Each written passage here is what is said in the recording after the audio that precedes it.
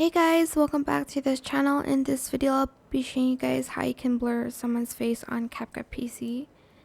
It is super simple actually, just copy and paste your video.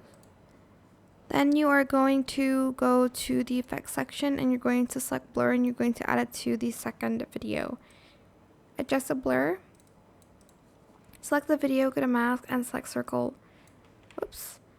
And you're just going to cover up the face here. Feather it out as well, and then if the head moves, just keyframe it and follow the person's face. And that is pretty much it, really super simple. I hope it was helpful for you guys.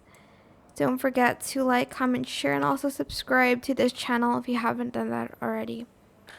If you have any more questions about this video, just leave it in the comment section down below. I'll try my best to answer them all for you guys.